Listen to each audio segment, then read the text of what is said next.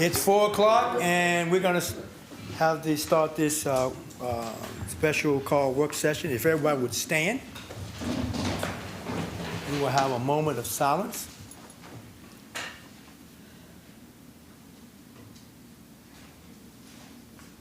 Thank you. If you would join me in the pledge. I pledge allegiance to the flag of the United States of America and to the republic for which it stands, one nation, under God, indivisible, with liberty and justice for all. Thank you, and good evening to those that are here. We are here for the work session. This was a council initiative that we want to talk about capital projects and also items that we had budgeted for this year's budget coming up. So before we get started with that, Madam Clerk, if you do the roll. Yes, sir. Mrs. Wilkins-Brent? Here. Mr. Crisp? Here. Mrs. Hambrick? Mr. Hampton? Here. Mr. Minke? Present. Mrs. Leslie Mitchell? Here. Mrs. Tinglesane? Mr. Stone? All right.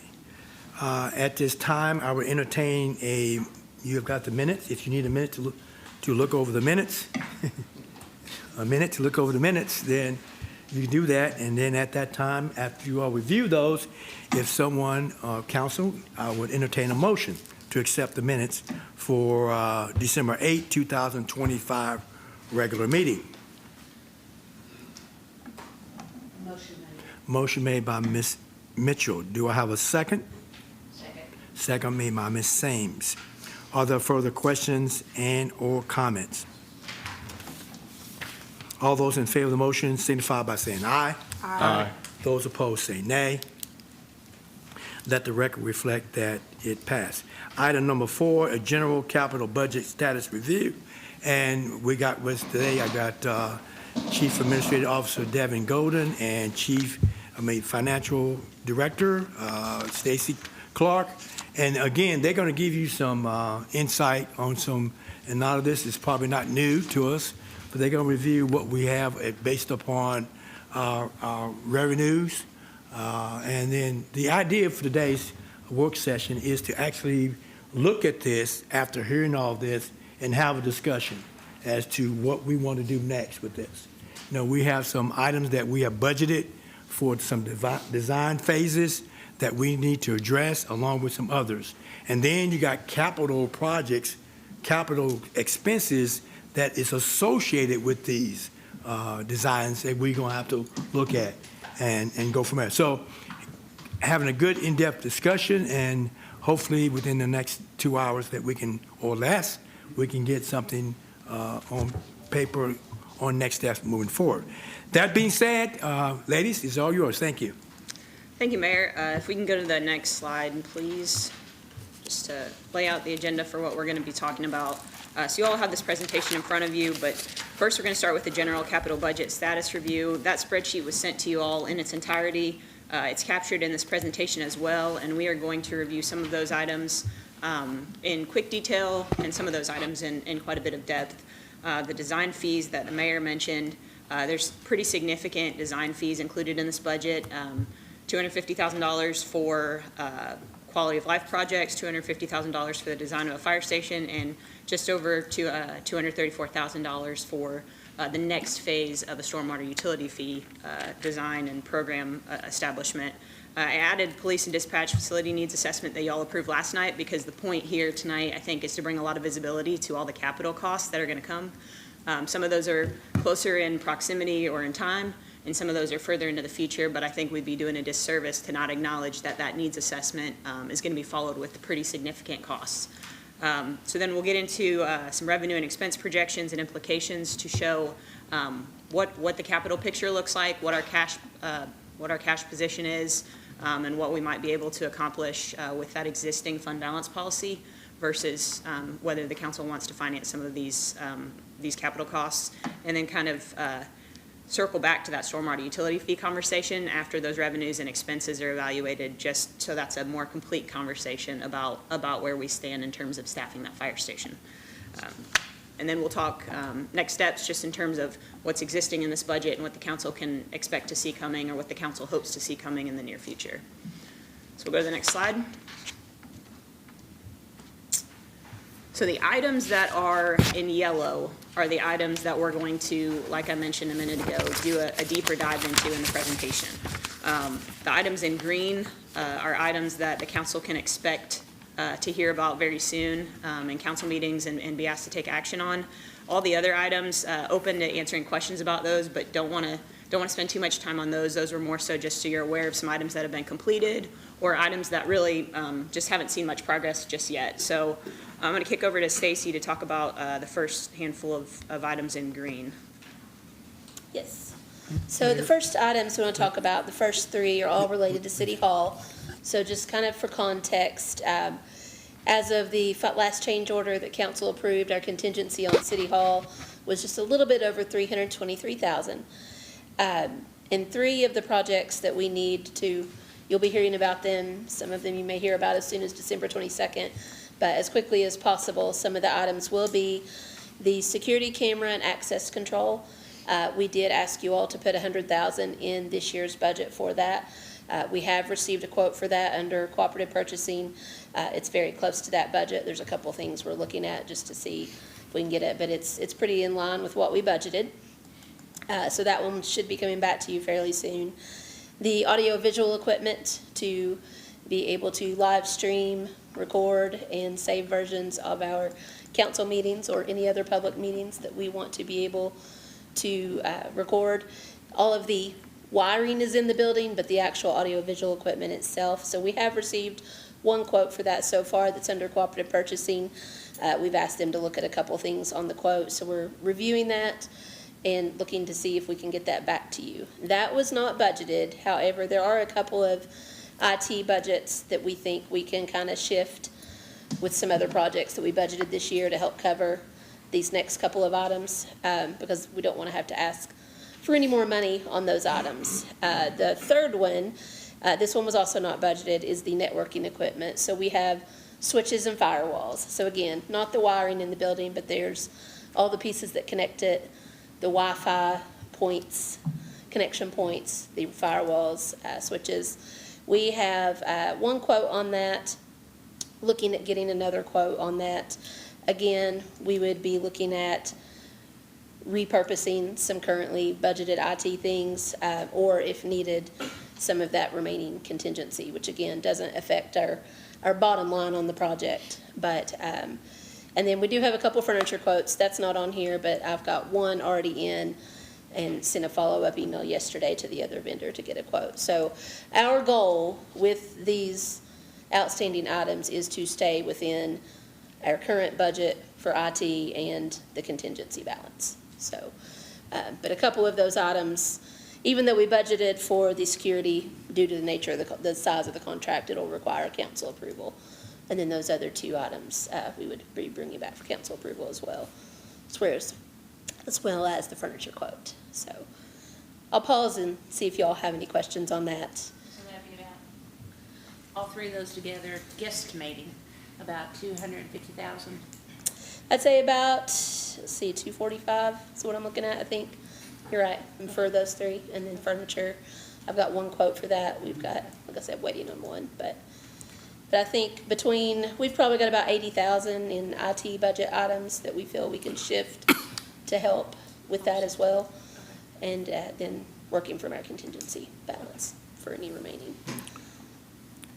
So what's the ballpark of the furniture? I can tell you that I've got one quote for 100,000 and I'm waiting on the other one. But furniture will be the lowest priority out of all these. Number one is the networking equipment. You have to have networking equipment for anybody to work or have anything else to function. The AV would be our next priority. We've got to be able to live stream our council meetings.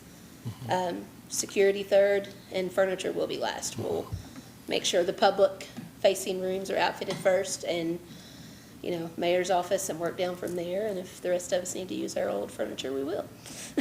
So Stacy, Yes. it was furniture, fixtures, and something Equipment, else? FF&E Oh, stands for that's- furniture, fixtures, and equipment. Okay, so But, that you know. you're counting all of that Yes, in here? we will, again, furniture itself will be the last priority, and if things need to be repurposed until a future budget year where they can be replaced, then that's what we'll do.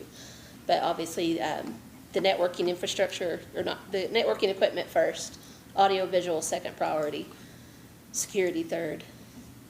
Just, we've got to be able to function number one, have our meetings live streamed to security, and then furniture last, so. So you're saying based on this information that City Hall is going to finish where we expected it to? Budget-wise? Yes. Yes, that's our plan. Like I said, if the furniture's got to be, Okay. reduced to keep us within that budget, that's what we'll do. Okay. So what's the ballpark for the visual equipment and the networking equipment? Yes, so Karen kind of hit the nail right on the head. It is about 250,000.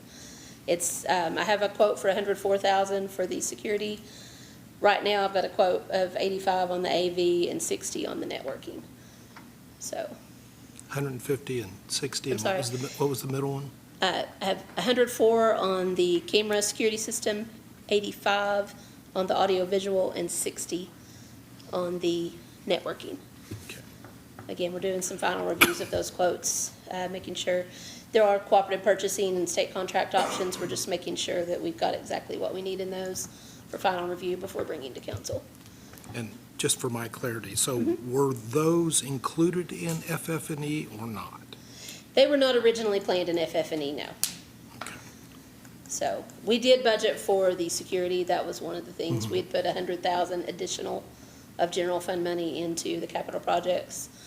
So whether that 100 goes to, networking has to be done first, but we did not account for, I know, the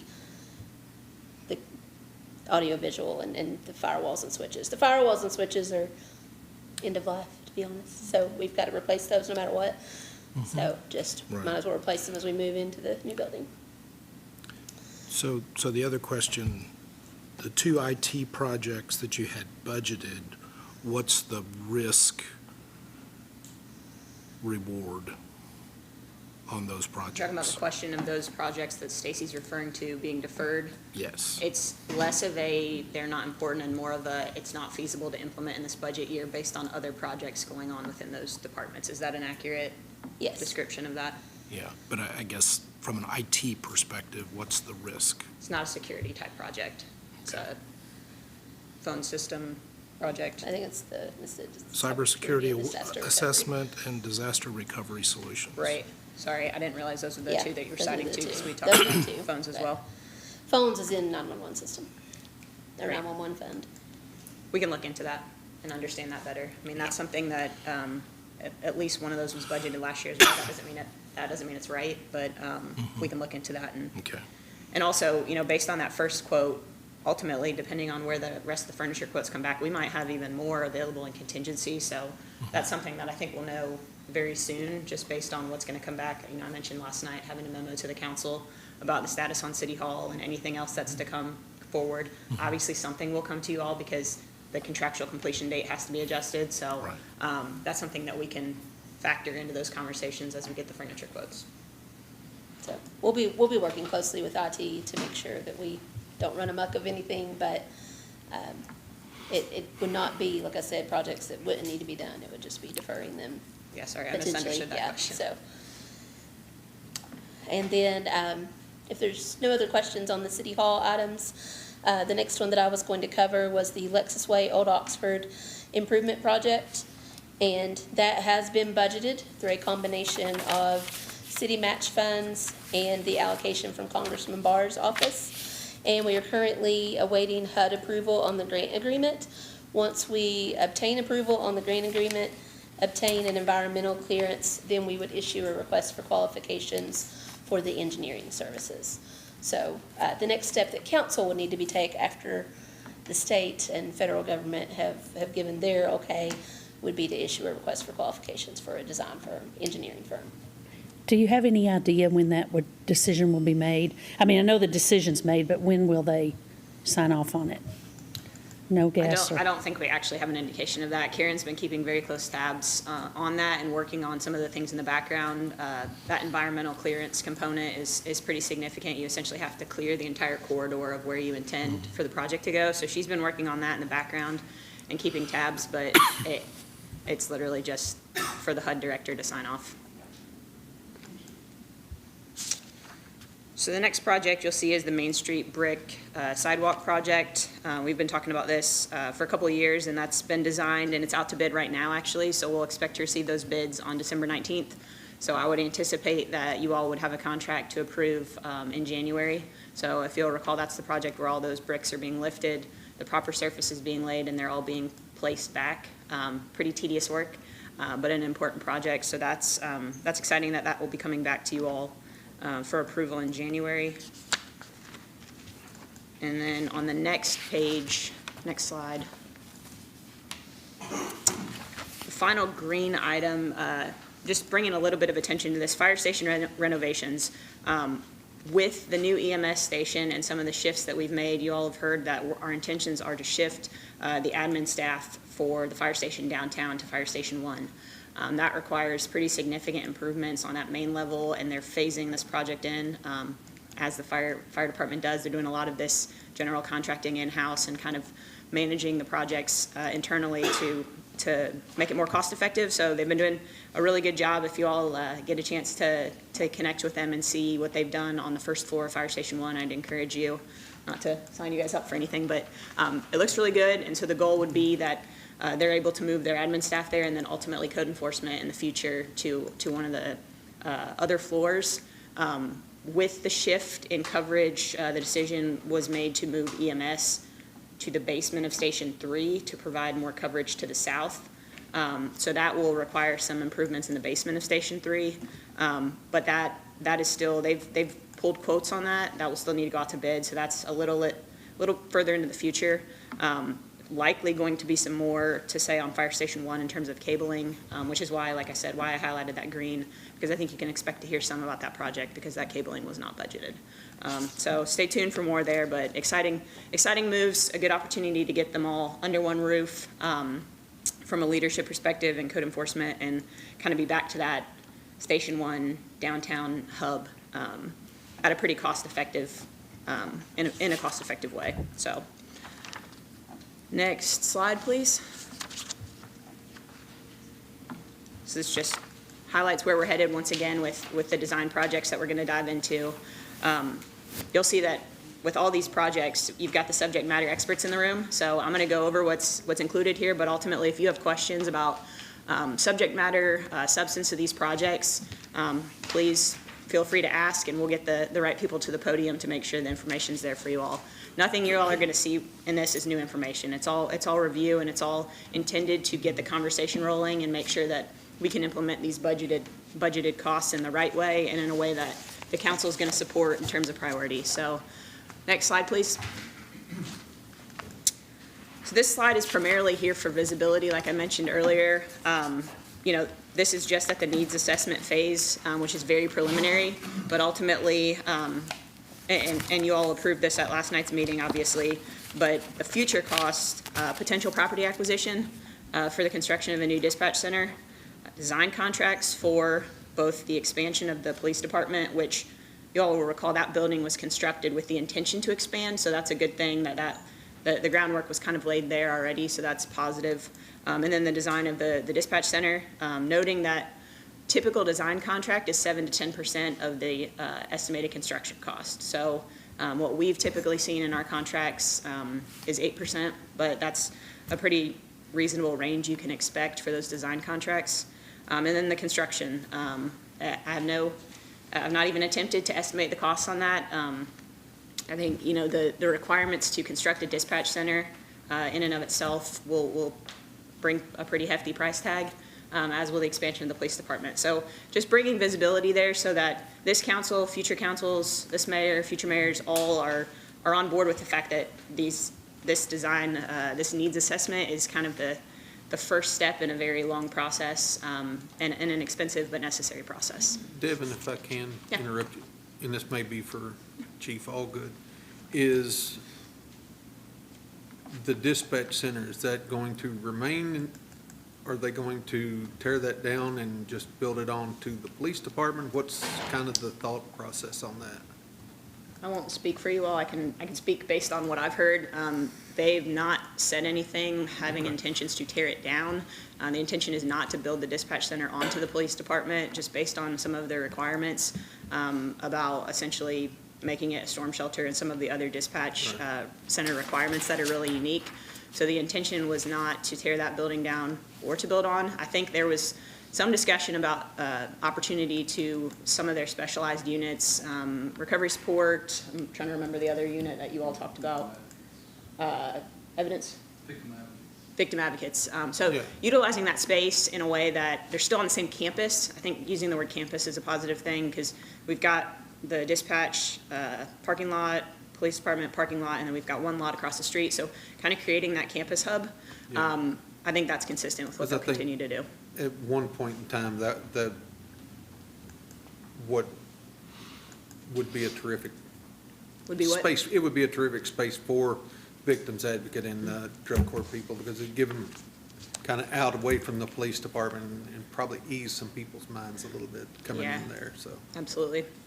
So I think the intent is definitely to repurpose that space, just knowing that even with the expansion, you can maximize opportunities on the same campus. So, good question. Anybody else have questions on this slide? Okay, we can head to the next slide.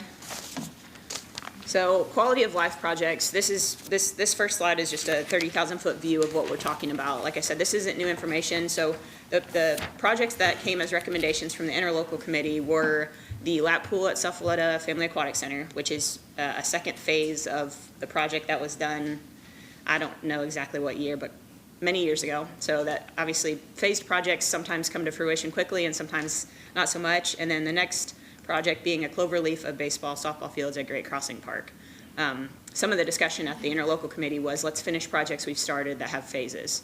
And so Cephaletta had a phase approach, and so did Great Crossing. Obviously, one of those is a much older project and one much newer. But those were the two projects that came out of committee back to the legislative bodies. Yeah, and I think it was 2007, I think. That sounds about right. So better late than never. So funding, design, and construction jointly, city and county, that's obviously subject to future budget allocation. What this council and this fiscal court have allocated is just design phase funding, both in the amount of $250,000. So that show of support is there. And then if you'll go to the next slide, just a reminder that the council and the court adopted parallel resolutions to kind of lay the roadway for how this would happen. And it essentially stated that we're going to jointly share in the costs of these design contracts, but the city's going to procure and administer the lap pool contract and the county the cloverleaf. So those resolutions were adopted to kind of set the path for administration, because it can get confusing. We knew we intended to jointly fund them, but how do we get those contracts to the table? How do we get the ball rolling? So that was adopted for that purpose. Next slide. So getting into the numbers, like I said, kind of a theme here. Design costs are the tip of the iceberg, what's below the surface that we have to talk about before we have that level of confidence to move forward. So for the aquatic center lap pool, budgeted design funds of $250,000. The construction estimate on that is $4.5 to $5 million. And then just bringing attention to annual costs that will be shared through the operating budget of parks, which is shared 50-50 with the city and the county every year. Staffing, materials, maintenance, insurance, utilities, all of those considerations. Obviously, it's on an existing site, so some of those efficiencies will already exist, but do want to draw attention to those costs, because those will be absorbed by the city and the county on an annual basis if this project were to come to fruition. And then same token, the design of the baseball, softball fields, same budget allocation, both to be shared. Construction estimate between $5 and $6 million. And then staffing, not so much of an issue there, but materials, maintenance, insurance, all of those annual costs that will be added to kind of maintain city-county assets through the parks budget. So that box on the side just gives a range of, all of these are estimates, of course, $9.5 to $11 million shared between the city and the county. So you can see what that breakdown would look like if both of these projects were to move forward. So, like I mentioned, I've got Drew here to back up if you all have questions. I know there's some resolutions have been adopted, not tons of conversation at the council level about these, but if there are questions about the projects, the community demand, the administration, the maintenance of these, because Parks will administer both of these locations, I'm sure he's open to answer those questions if y'all have any. The design stage for something that hasn't been started though, right? No. And that design, that initial, we pulled through the archives back to 2007. So those initial plans, ultimately, either a full redesign or a significant update. I don't know how significant the cost would be, or if those pre-existing plans could be kind of resurrected. That's something that we'll have to look into. But wanted to have this kind of larger conversation before bringing a contract to you all. So, The aquatic codes have changed oh, Yeah. yeah, in years, yeah. so. Just a little bit, right? Yeah. So if we think about this from a bigger picture perspective, and we develop a schedule and back time each of the steps of the process in terms of when we would want to be in to begin operation, construction, feasibility, and those kinds of things, how quickly do we need to begin the assessment phase of this project to be able to meet a construction cycle? You asking that from Parks' perspective or from the council's perspective? Well, both, actually, because we need to do something for Okay. the process to start and to be able to begin the process of implementation. So, And Yeah. maybe this will help. Maybe. In the interlocal meeting, which is where we talked about this most, this year was sort of a pause on spending money on capital. So what we wanted to do this year in this budget cycle was get ready for the next budget cycle. Right. So either, we said in this cycle, we'll just do drawings to get ready. And in the next cycle, we would definitely want to start on one project or maybe both, Right. depending on what we each decided. And, I mean, that was the thinking on it, Right. because, I don't know, the actual building might be an area where we pay for it. It might be, we cycle out one of our debt services in March, and it might be something we would want to think about bonding now. I mean, that's, that could take care of building, the building of it. It doesn't take care of the operation once it's up and going. But those are some of the things that were in our minds when we talked about this. So I don't know if that helps or not.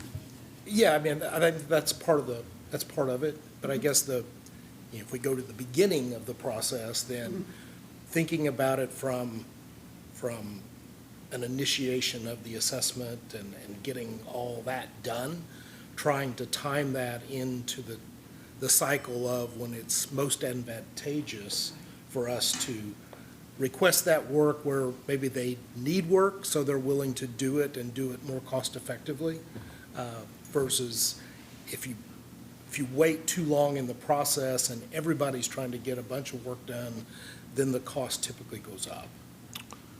So you're talking about the advertisement for bids, the construction phase? Well, not only construction, but the assessments as well. So The study. So you're talking about getting on the front end of it. Yes. So you get everything on the front end of it, so you want to be the first to actually bid on stuff, get your name out there, get everything out in front of people.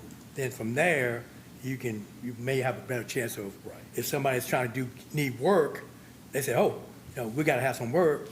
They may come to you much quicker to do this and at a lower cost than, if I understand you right, if you wait down the road a little bit, you may have a lot of other people coming that needs project done, and they say, okay, we may cost us a little bit more money. Is that Y'all, what it is? That's what it is. Thank you. Drew, any idea how long the design phase would take I- for these? No? Don't have any idea. I think, Or could you do these in conjunction with each other? yeah. Same time? I don't see why not. You might even have two different firms doing the work, so I think there's no reason why they couldn't work in tandem. I think, Kim, to answer your question a little bit, you have two very different projects here. Right, Right? right. Like, a lot of the groundwork for the fields, that Cloverleaf, at least a bunch of it was already done, I think in a previous phase, trying to think ahead. And it's a lot easier to get 4 or 5 ball fields up and running Right, right, than a pool. So, right. yeah, I mean, you're looking 9 months to a year just of planning, staffing, and chemicals and things like that for a pool. So, I don't know if that answers your question, but you're a lot further out on a pool project Right. than your baseball field. Yeah. I Yeah. don't know if I answered your question at Yeah, all. the whole point of the question was, do we need to hurry up and get started because of the timing and where it falls throughout the entire process to minimize the cost, or do we have a little time Well, for assessment? I'll have to answer that. Yeah. As far as need goes, you have way more time on the top one than you do the bottom one. But as far as community want goes, yeah, they want both of them tomorrow. sure, sure. But as far as field space, we're out of it. We've kind of gone without a lap pool for 20 It would probably make years. sense to start the Cloverleaf first, since it's less time, and then move on to the, If you're asking my opinion, yeah, but I don't know why you couldn't, again, it's your money, but why you couldn't start designing both, At the Yeah, same I time. mean, Same it's the time. budget, Right. right? Yeah. They're both budgeted, so. Yeah. and they're in this Why year. wait? Right. Yeah, they're Is my- both is my budgeted and, point. and two different agencies or two different organizations are planning the projects. There could be the same design firms at the table. I mean, there'll be the same group of firms that respond to the RFQ, but ultimately, one firm would win one and one the other, or both. Just in terms of demand, I think you can time when you go out to bid intentionally based on seasons and other factors. I don't know exactly, and maybe this is me not understanding this part of the question. I don't know what time of year is most advantageous to get engineering firms to the table versus, so I think there can be more to be discussed there, but ultimately, and I think once we get more into the capital, or the fund balance and revenue expense slides, that will spur more conversation about how much capital, whether it's a one at a time and whether it's a both. But on the design part, they're both budgeted. I think the county, I don't know that they haven't gone out for RFQ for, Not to my knowledge. I don't think they have, but I know they're ready. So, to that point, they're ready to pay for it and they're ready to move forward with the design of the Cloverleaf, which is, their administrative responsibility. No, go ahead, go ahead. Go ahead. Thank you.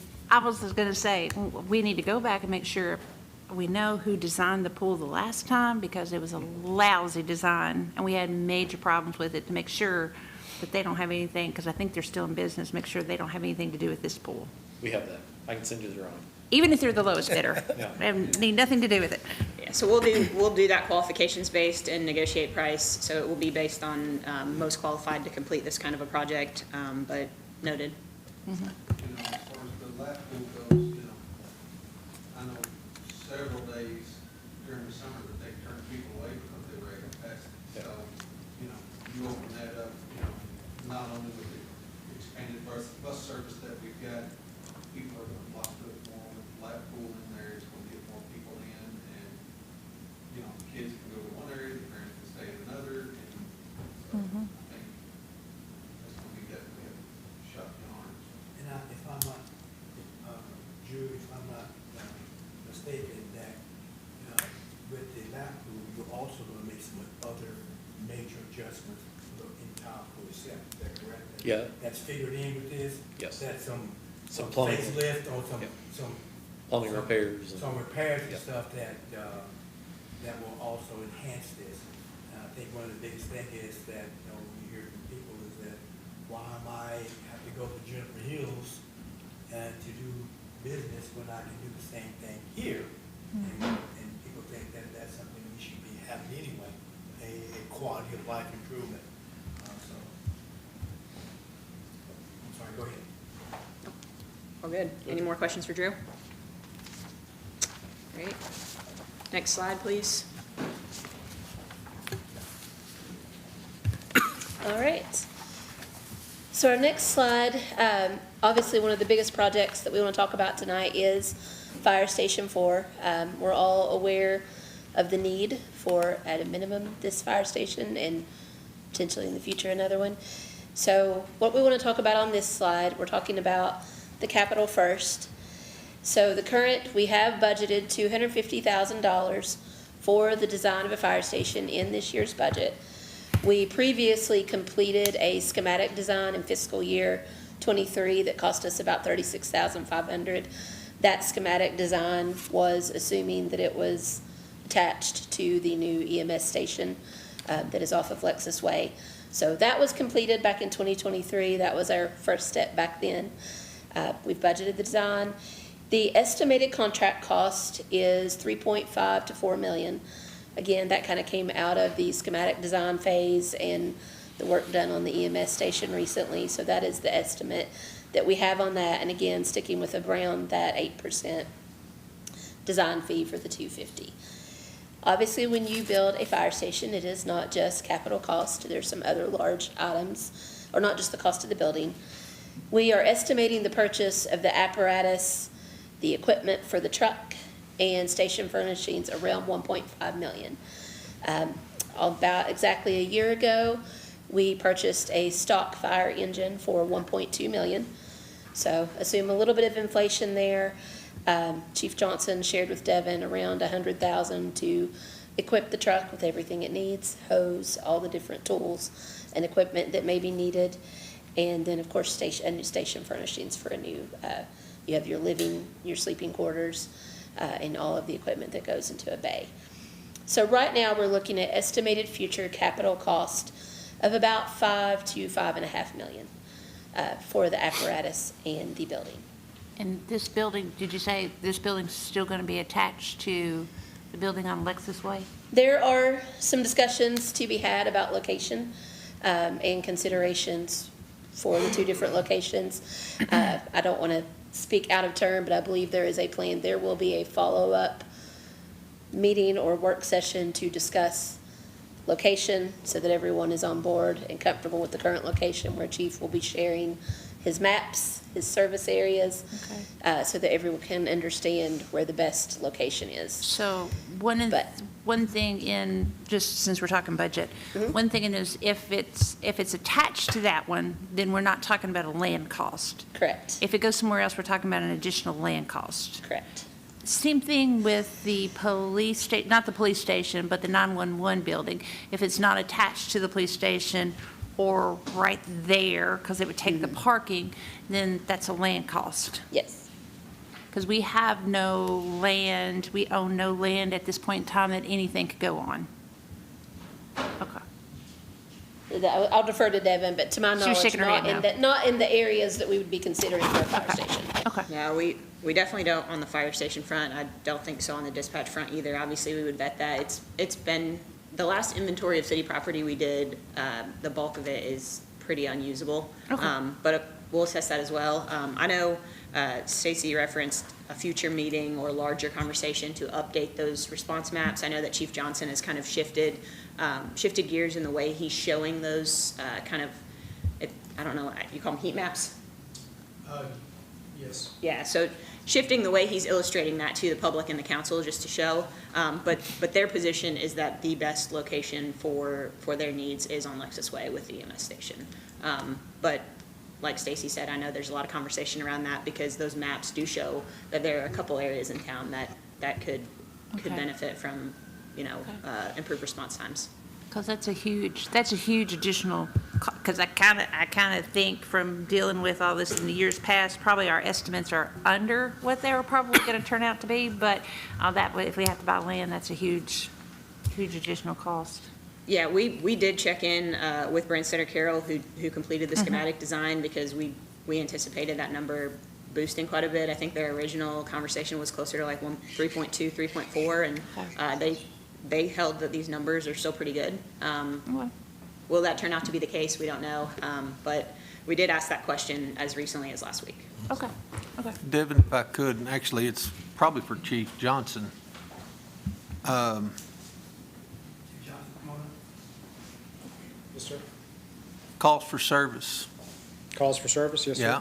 Where should the fire station be based on calls for service? My research still indicates Lexus Way.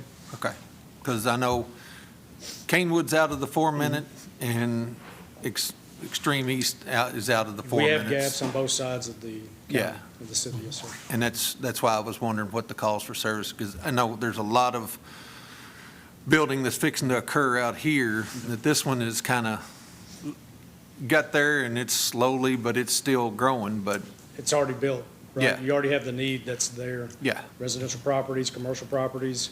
You have some on this side of town as well, and future growth coming, right? But the growth is already in place there, and I can show you the numbers and the maps that, in my opinion, will show the need is still at Lexus Way. okay. Well, and I mean this sincerely, you're the expert on this, because you've got the numbers with you, so, I haven't, yeah, I know you do. And that's why I asked, that's, because it's all based on cost for service, so. Sure.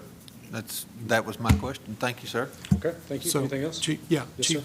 So, since you're doing these heat maps and things like that, looking at existing city stations and looking at existing county stations and looking at where the heat maps show, Sure. response, are our current stations in the best places for coverage, or should there be some consideration for maybe this station at one time was the best place, but now, depending on how we grew, maybe it's not, and maybe relocating a station may be beneficial, to Yes. the overall. I've- Is that analysis part of that? Yes, sir. I've looked at that approach. Good. I think over time, the city, where it's grown more, I guess, northeast, if you're looking at a map. Downtown, or Station 2, downtown used to be kind of like the center of the city. With that growth now, and I think you'll see on the maps that I'll bring to council, you'll see that the center of the city is actually starting to shift more towards the northeast. When do you anticipate doing that? Whenever y'all would like. You call the meeting, and I'll have the maps and the information. All right. I think we can work on that Yes, sir. sometime soon. Thank you. Yes, sir? Sooner than better. Yeah, so to that point, knowing that tonight was intended kind of more on and it'll make a lot of sense when we get into Stacy's slides, on the intent to add fire service coverage, there's that really, I'll call it the elephant in the room, that kind of caused the previous council to hit pause on this, and there was a 5-3 vote, or there was a council member missing. So it was a mixed vote, right? So there was support, but there was also hesitation from some of the council, and that was based on recurring revenue availability for staffing.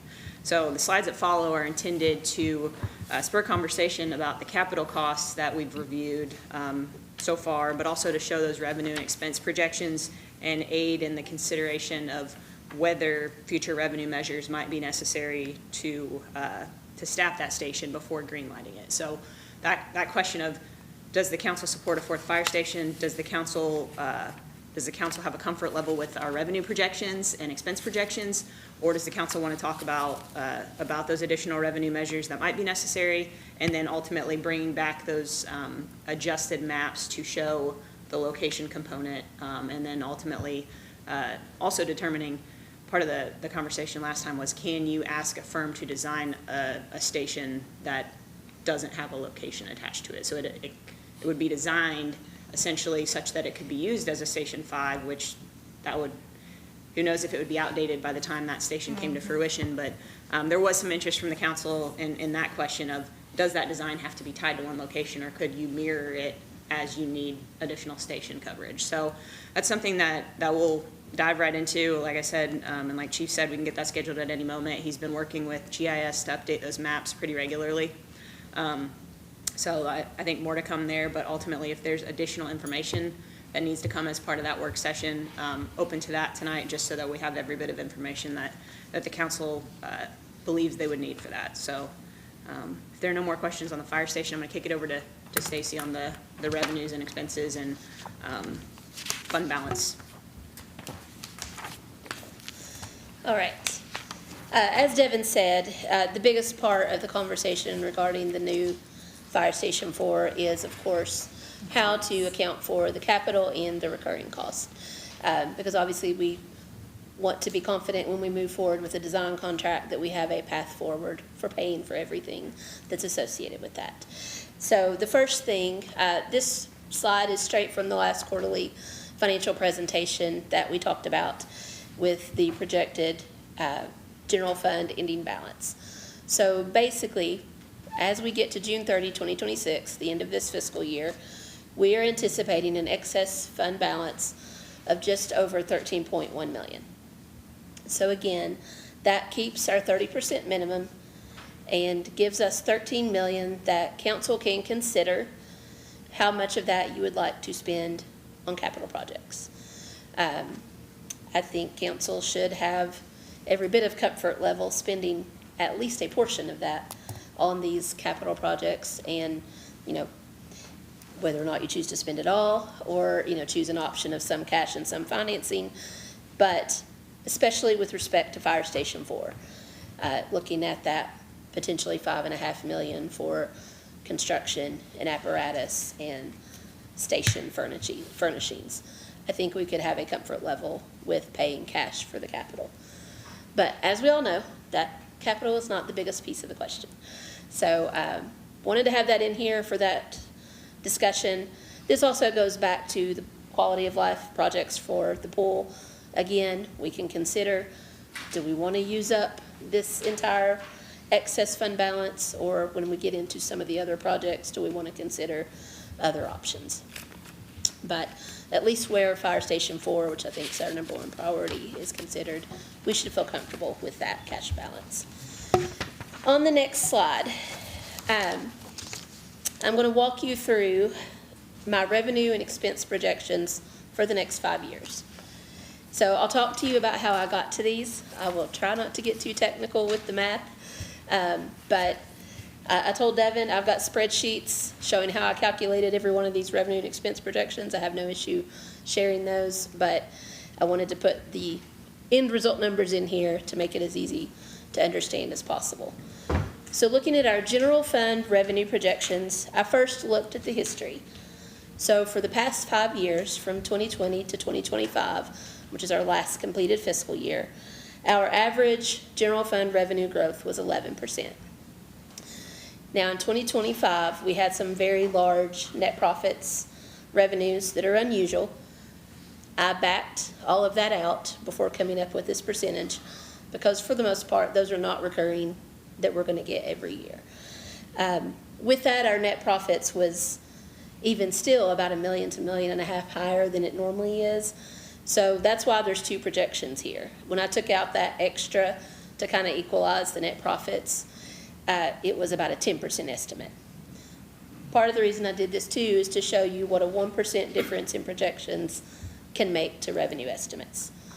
So as you can see on the left-hand side, the slightly more conservative projection of 10% growth, our actual revenue in 2025, taking out any one-time non-recurring revenue items, was around $42.7 million. And you can see at a 10% growth estimate each year by 2031, we end up with about $75.6 million in revenue. So again, this is our trend, and each individual year does. It's not that we've had one large percentage year and one small percentage year. Each year growth is pretty steady between 10 to 12%. So these are not one wild year swinging one way and one wild year swinging low to create these percentages. It is pretty steady. On the right-hand side, you can see that if we project 11% growth, starting with the same $42.7 million of actual revenue from 2025 as our base number, by 2031 we get to almost $79.9 million. So as you can see, a 1% difference makes about a $3 or $4 million difference on that revenue in 5 years. So these numbers are going to come into play on the following slides. So follow along with me. So those are our revenue projections. For expense, yes. Just a quick question. Yes. So the net profits that you backed out were only the swings, not the normal net profits? Yes, and we only had the swing in 2025. Okay. Every other year was in that 2.5 to 3.5 gradual Okay. increase that we would expect to see. So 2025 is the only year where we had the large, over $6 million swing. When's the last time you saw that happen? Probably pretty early in my tenure here. Okay. I would say, let's see, I came in 2012, so probably up until about 2014 or 15, we would see some of those swings, Yeah. and then things kind of leveled off for several years, and then this is really about the first time it's Okay. picked back up. It's a once every few years maybe occurrence. Okay, it but used to happen like every other year, we'd have that big swing it kind of thing. hasn't been as often. We maybe, like I said, it's been a little while. Okay. Most of anything we've had has been in those credits. You know how we have those credits owed at the end of each year? Anything we had before was kind of in that. We were able to, this year, per the Revenue Commission audit numbers, which isn't finalized, but we were able to recognize some of those credits from last year, which helped add to this number. Okay. Stacy, is there Yes. any one year that you can recall that was more than the others as far as the net profits? For this analysis, looking from 2020 to 2025, it was fiscal year '25. Okay. It was, we had over $11 million. But that's an accumulation, correct? Well, no, we received 11 million in net profits revenue. In just 25? In 2025. Just in 25? Yes, Okay, all right. and like I said, I confirmed that about over 6 million of that was what I would consider to be non-recurring, that I wouldn't want to count on it. So with that taken out, that was showing the 11% growth. Okay. So, Yeah. yeah. It all depends on, there's amended returns, there's estimated payments, those all fluctuate depending on economy, what's going on in the economy and things. So every now and then we get those years, and we haven't had one in quite a while, so. We'll hope for more. Yeah, yeah, and the thing about those, and what we've always talked about when we budget, we don't budget for the swings. Right.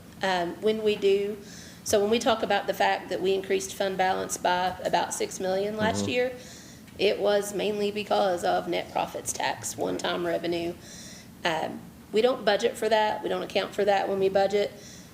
In those things that happen, it helps contribute to the fund balance, cash balance that can be used for things like these capital projects when it happens. But it's not recurring revenue that we can count on every single year evenly. So, any other questions about the revenue projections? Okay, so I've done a couple of scenarios. Scenario 1, I kept it pretty simple because you can see how quickly it goes south, if you want to say that. But, so, oh, I'm sorry, next slide. All right, so general fund expense projections. This is scenario 1. This is the only slide for scenario 1. It is a standalone. Before doing these projections, I removed all of the capital and one-time expenses. So this is operating, recurring expenses only. So salaries, benefits, insurance, interlocals, debt payments, I did not do based on a percentage. I actually went to the debt schedules and plugged in the debt payments for the next 5 years. I did not just increase those on a percentage. I wanted those to be accurate. Maintenance for vehicles, buildings, insurance, utilities. So all of our recurring expenses. So I started with the 2026 budget projection because, again, unless your positions aren't filled or you delay projects, you should spend what's budgeted. So our operating budget for 2026, after backing out all the capital and one-time expenses, was a little over 45 million. So that is our starting point. So for 2027 through 2031, I first assumed a 13% growth on both personnel and operating, so 100% of the expense total. Our personnel and operating expenses have increased on average 13% per year since fiscal year 2020. So that is strictly taking our historical trend, and applying it looking forward. So you can see on those last two columns, what I've done is I've compared in 2027, if our expenses grow 30%, or 13%, I'm sorry, that's an increase of 5.8. And then comparing that $50 million expense projection back to the previous slide for our revenue. So showing that if we have a 10% revenue growth in 2027, we would have about a $750,000 difference between recurring revenue and recurring expense to the good. Now, have you added any taxes into this other than the current taxes we have? Just that historical trend growth, not changing rates, just Okay. historical trend growth. Gotcha. And then if we have 11% revenue growth, the revenues would be higher than expenses by 1.7 million. Yes. Do we know what the headcount growth was over that period? I would have to go back. That's one thing I didn't pull was each individual year's headcount growth.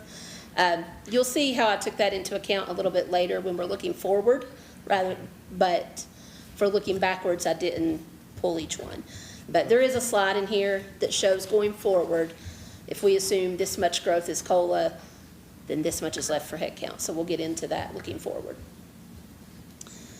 And then again, 2028, if our projected expenses are 57.5 million, if we had 10% revenue growth, we actually already start seeing our expenses being more than our revenue by 700,000.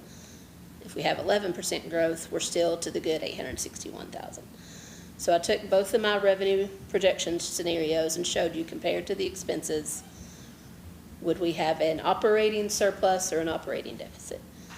So essentially you can see by 2031, if we just depend on straight revenue growth, no changes in rates, no changes in anything, just that historical trend playing out on average over the next 5 years, and then our expenses as well, we would have an operating deficit of either 7.3 or 3.1, depending on which projection you use. So that shows you, again, how much 1% difference can do in a projection.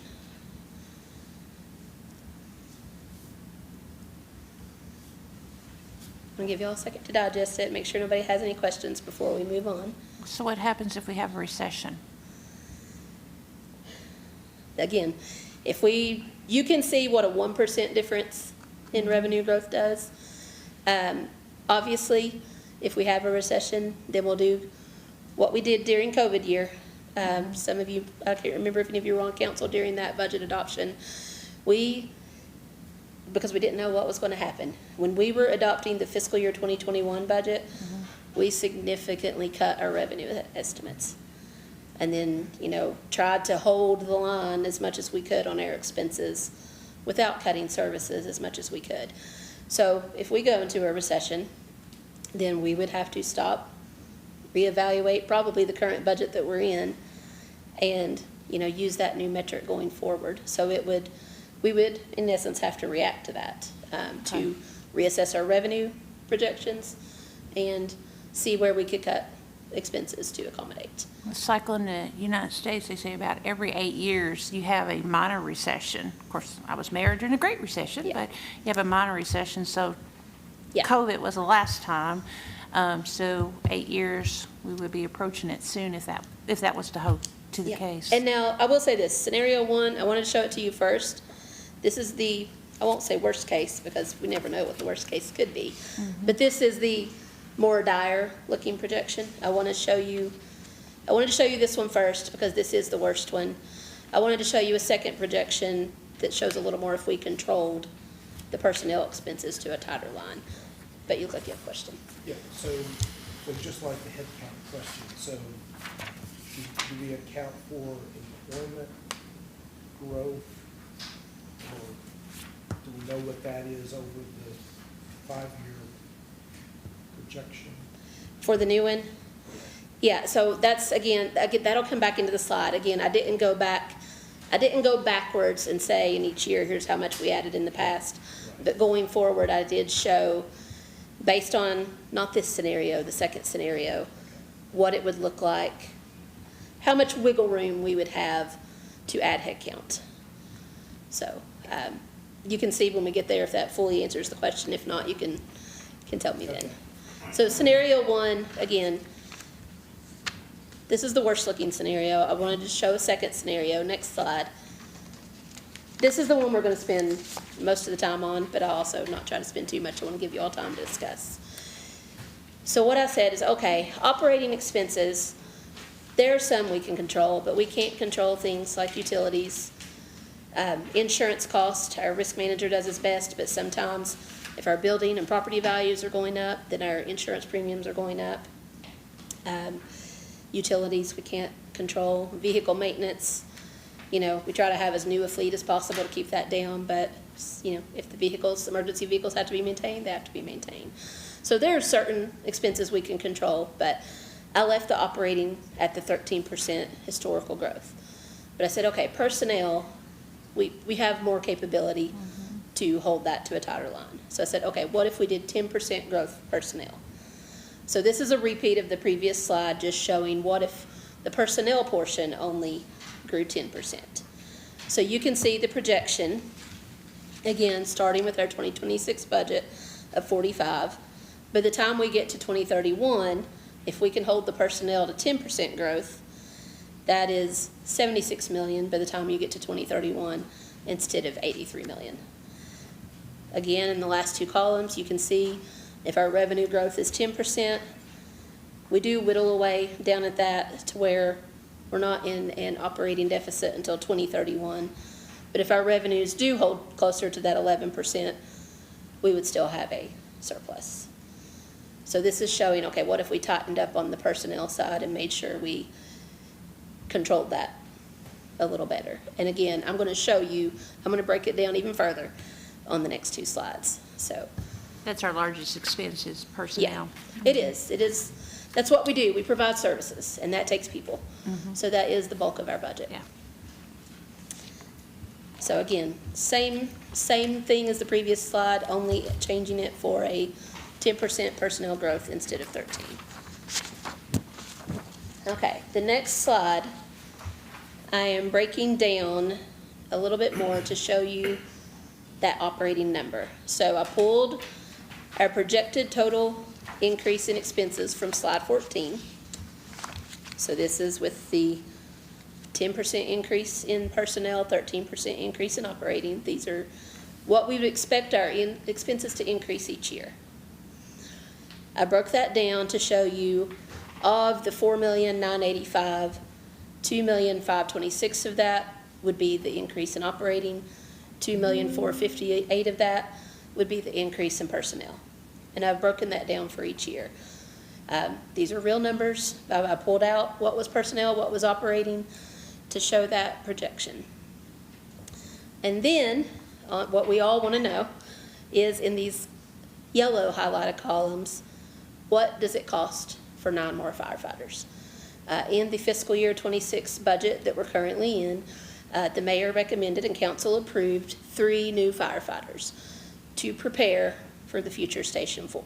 So we've already hired, we're already paying for 3 of the new firefighters. A station requires 12. So for the 9 new firefighters, you can see the cost from 2027 to 2031, starting at a little under 1.2. By 2031, it's just under 1.5. That assumes a 6% increase for COLA, KPPA, which is CERS, employer contribution rates, and medical plan cost. So if the COLA is around more than 3%, around 3%, that allows an additional 3% for those others. So again, bringing us back to the revenue growth, we've got 2 scenarios. What would happen if we took our projected total increase in expenses and just added 9 new firefighters on top of it? Where would we be if we added that? So again, you can see where it's at with the 10% revenue growth projection and then where it's at with the 11. With the 10%, you get into that operating deficit fairly quick. With the 11%, you still have a surplus each year. Question? Yes, Stacy. Yes. the clarification, we put 3 additional firefighters in the 26 budget. So the previous page, the 26 budget is 45,076,503, which includes those 3, Yes. correct? Okay, then we're carrying that over. So the projected increase, the first column, wouldn't it already include those 3? So am I looking at this wrong?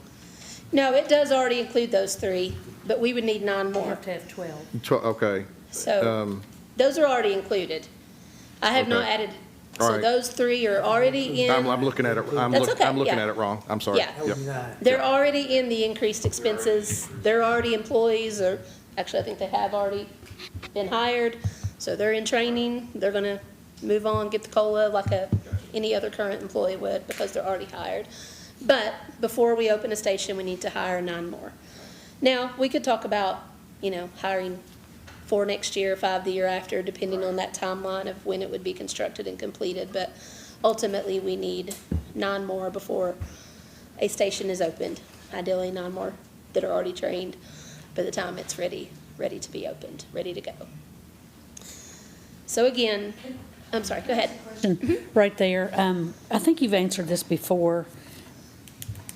What is the timeline? If we said, let's do it, Yeah. I mean, what is so the timeline? If anyone else tells me if I'm wrong, but design is typically 3 to 6 months, I would say, on most design contracts. Eddie could probably give me, and Seth's kind of nodding. 4 months. 4 months is what you've been told. So that would put us, late spring, most likely, if council decides at a next meeting to vote and move forward, and we've got a vote of confidence that we're ready to move forward with this project, because obviously building the station is going to require staffing it. So we do that, we get a bid out, say by January for an RFQ, take a little time to evaluate that. You're looking at probably end of fiscal year '26 when we get our design plans back. And then, once we get those back, we would immediately go out to bid for construction. Again, you're looking at anywhere from 4 to 6 weeks, depending on how long you put the bid at, some time to evaluate, get it back to council. So I would say by late summer, early fall of next year, we would be ready to have council approve a construction contract. And then 18 months? About 18 months to construct, so you're looking, so that would be sometime in early fiscal year 28? 28, In fiscal yeah. year 28, Yep. we would have it done.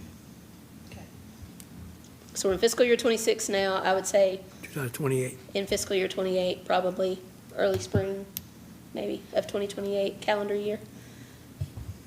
And Greg just said, Yeah. this doesn't include, because we can't count on it, the SAFER grant for the, No, and that's one, I think we skipped over that in that previous fire slide, but what the mayor's approach has been, which is, we've got to make sure we fund for this.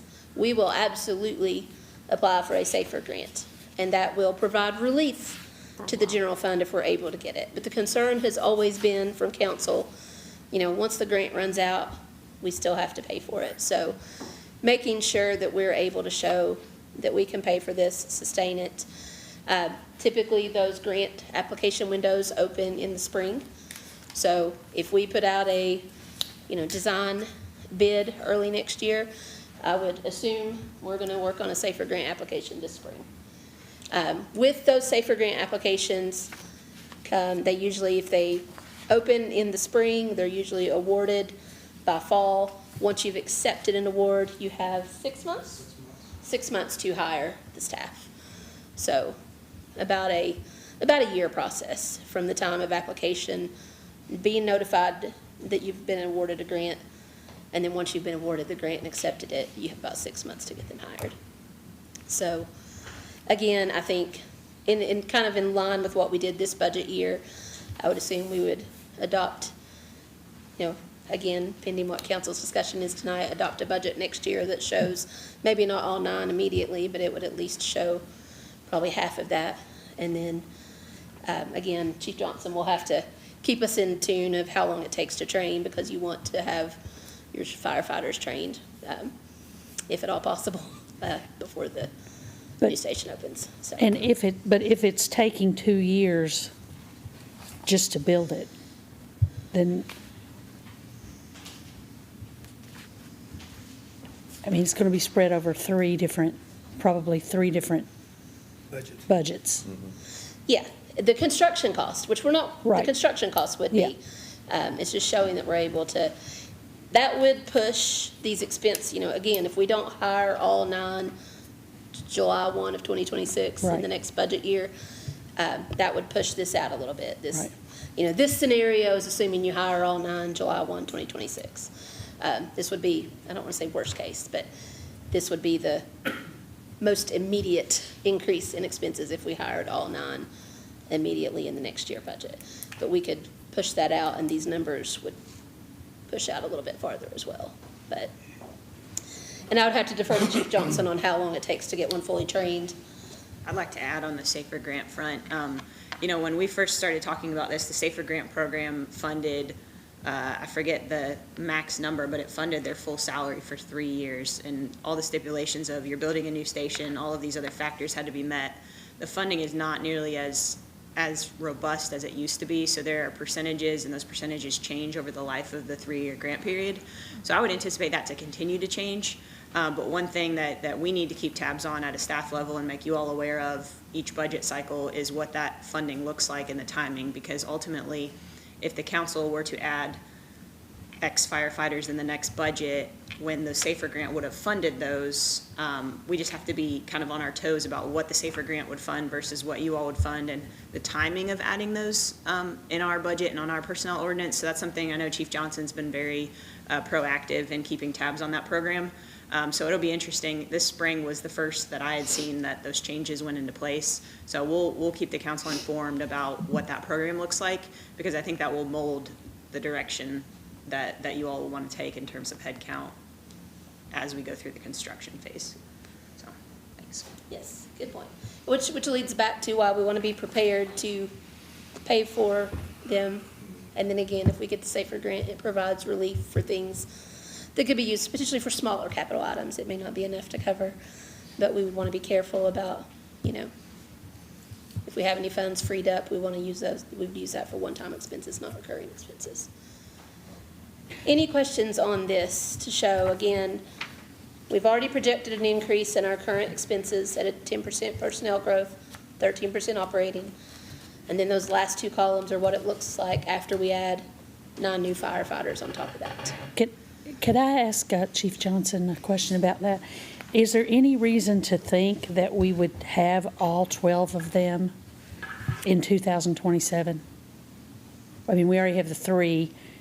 I mean, if we said yes, I know we would taper people in, Correct. but this figure is based on, we're going to go ahead and have all 12 of them in place in 2027. Yeah, I was making some notes back here. I was thinking maybe we wouldn't do the safer until 27. Because if the station, if you break ground in July of 26, let's say a 12 to 18 month build time, correct? Right. So you're looking at the end of 27 before the station is done, best case scenario. Right. So if we're on track to finish at that point, which I think we could tell by then, we could do maybe the Safer Grant in 27 and not in 26. Does that answer your question? It does. I was just trying to figure out if we said yes tomorrow, when, I know we went ahead and hired 3, Yes. and we got 9 to go, and we're not going to hire 9, I don't think, at the beginning of the next budget cycle. They're not going to, I mean, Yeah, I It wouldn't. wouldn't- Well, I'd be riding heavy at that time, for sure. right, yeah, So I wouldn't have the resources, right, to staff. right, That additional personnel. We would just ride heavy. I mean, it would help with the unscheduled overtime budget, but other Right. than that, okay. no. That's what I was trying to understand. Yeah. And then how long does it take to train, like once you start your training? Training, so with EMT, 3 months, 3-4 months with their EMT. If you hire without the EMT, then after their 3 or 4 month recruit training, then that's when they'd go to EMT school. depending on if we did a 30-day boot camp or the actual 4-month class, just depending on what we did at that time. So best case scenario, 3 months, worst case, 6. So in the 5-year pre-period where we got the averages, did we add any firemen in that period? So from the previous history, obviously, we added the 3 in the Right, current year right, budget. right. I believe we have added, for example, a battalion chief level training officer, maybe brought back the fire inspector or fire marshal, but not men on the truck, so to speak. So they have been kind of at that more administrative level. Right, but when we've added. total head count changed to the, By probably no more than 2 or 3 over the course of the last 5 years. Well, with the addition of the 3 personnel. Yeah, this- yeah. right, excluding right, those, in addition to yeah. that, Yes. yeah. But 2020 to 2025, it was just a few admin, Yes, Yes. yes, battalion chief of training. fire inspector or fire marshal. We had, we added back in the fire inspector. Yeah. Correct, yes. And then code enforcement Yeah, code increase is. as Code well. enforcement, yes, sir. Yes, sir. Any other questions on this scenario? And again, not showing this to make you comfortable or uncomfortable one way or the other, just to show you that based on projections, 11% average. And again, we can talk about timing of how quickly we add that new staff. This is obviously making that assumption it's added right away, not because that's what we're going to do, but I just wanted to show the numbers in the easiest format. You've done a very good breakdown on it. You've done a good job with this. And I did want to show one last slide, and then I'll let Devin finish up, and so you can talk about the information. This last one breaks down, hopefully, Councilman Minke, it may not answer all your questions, but just a simple breakdown of, okay, we projected in that 10% growth, we projected increase in personnel from 2027, about a 2.5 million increase, all the way to 2031 of the 3.6. Again, I'm pulling those numbers from slide 15. They're just carried right over. So what I said was, okay, out of that growth, part of that is COLA and benefit increases for current employees. So using that 6% number again, assuming of that 2.4 million, about 1.475 of that is eaten up in COLA and benefit increases for current staffing levels. So in the first year, that leaves about 983,000 that could be used for additional positions. Again, you saw on the previous slide, 9 additional firefighters right out of the gate is about 1.2 million. So that would eat all of that up if you didn't consider that an addition on top of it. But again, shows kind of how that is going forward with 2 caveats. When you get to 2028 and you see that you have 1.14 million for additional new positions, if you eat up the whole 983 the first year, you've actually only got about 98,000 left of that. It's a compounding. You can't add that much more in staff every year. Just by the time you get to 2031, you could have added a cumulative total of 1.7 million in new staff. It's not a new amount every year because those numbers are absorbed into each other and then have the COLA applied. Right. And just as an example, and I'm just throwing this out as one example, there's many examples across all the departments, but for example, 5 new firefighters, not firefighters, I am sorry, 5 new police officers, for example, in fiscal year 27 would cost about 633,000. So like if you're looking at this and saying, okay, I've got, I want to consider my new firefighters separately, that leaves me 983,000 for new positions. 5 new police officers is 633, and that's just an example to show you how quickly sometimes new positions can add up. Once you add the benefits, that's the full benefits package, of course, not just the salary. Right. So can we get a list, like, by category, like police officer, dispatcher, firefighter, kind of? Do you want the cost per position currently? Yeah, just as a reference point? Yeah. To be able to, to see that? Yes, I think that would be helpful. Thank you. yes.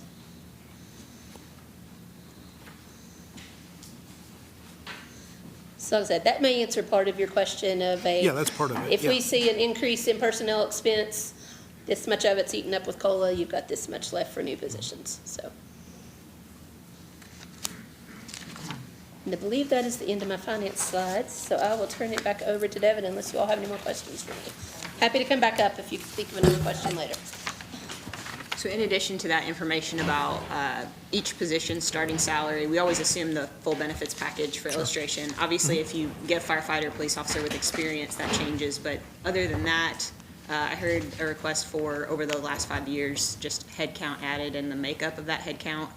In addition to looking forward, is there any other information coming from Stacy's presentation that you all think would be helpful? Yeah, because I think on the revenue side,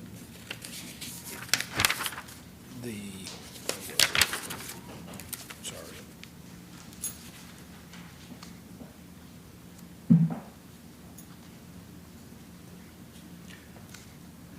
I'm wondering on the revenue side, the employment growth, if there's some measure there, so again, we can see the corollary of headcount for city growth and on the revenue side, the biggest factor that we have is occupational tax, right? So that growth, seeing what that growth rate is, because this presumes that we maintain that growth going forward. So it's not just the revenue, the new revenue that we would hope to get from just the overall growth, but the specific growing more businesses, not just growing the businesses we have. Got that? Okay. So everything that Stacy has gone over assumes, to Karen's point, that the revenue rates, the rates of tax impact that, but all the rates established by the council are assumed to be static. Circling back to that first slide where I talked about design fees, and one of the other design fees that is in the budget is $234,500 for Phase 2 of the Strand contract. If you all will recall, the council engaged with Strand in 2019 to conduct a feasibility study. That study was completed. I know in many different iterations, Strand has come back to the multiple councils to share that information and continue to keep a pulse on that. But that amendment to that contract has been budgeted for, I think this is the 3rd year, and ultimately not yet acted upon. So all of the data that Stacy shared after these slides, it'll kind of be a how do you feel about that moment to see how everyone feels about those projections and about what position the city would be in, adding that head count to staff a fire station without any additional revenue, and then whether there is interest in a wait-and-see approach or a move-forward approach in order to both free general fund revenue and address stormwater. So twofold question of whether this revenue measure is necessary to assist with the staffing of the fire station, and the question of whether the council is prioritizing addressing stormwater. So I'll go through these slides. They're very basic. Like I said, this is not new information. It's all regurgitated from the Strand presentation that was shared with you all back in March. So as I mentioned, current budget, just over $234,000.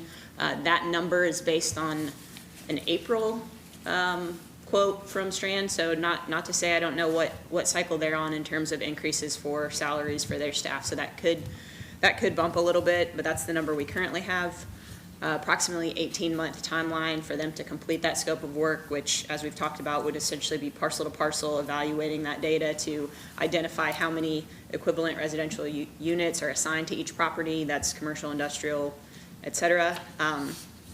In their latest study, they identified over $25 million worth of infrastructure needs in our stormwater systems. That yielded an annual program budget of $2.6 million, which provided a just under $6 monthly fee per ERU. So a residence would pay that one ERU value, and all of those commercial, industrial, other users would pay a multiplier less any credits. So that's why that bullet point under there exists. Non-residential credit system would increase that ERU value, because ultimately, it's kind of like what we talked about with the development impact fee. You have a budget, and your budget has to be made whole. So no matter what, your budget has to be met. So if credits exist, the value of that ERU fluctuates. So there are some commercial, industrial companies who pretty significantly invest in stormwater mitigation on their facilities, and would probably qualify for this credit system that ultimately would be designed by Strand if this were to be approved. So that reasonable range that they included in their report to you all was $6 to $8, just for reference. Did break down that budget, that annual budget, and about 1.8 million of that's labor, equipment, and contractual services, and then about 860,000 being a line of credit to complete larger projects, so that we're not sitting on money until we're able to pay cash for those projects. We're able to keep rolling and keep that preventative maintenance, and be a little more proactive versus reactive, which is certainly what we are today. So next slide, please. And this slide, just a general reminder of just what a stormwater utility is. It's established for the purpose of managing stormwater and imposing charges for the recovery of those costs to manage that system. The law treats it as a user fee, just like solid waste, water, sewer, and other utilities. So the question often gets asked, do other Kentucky municipalities have stormwater utility fees? This chart, I don't know if Strand has updated it in terms of these jurisdictions may be increasing their fees or decreasing.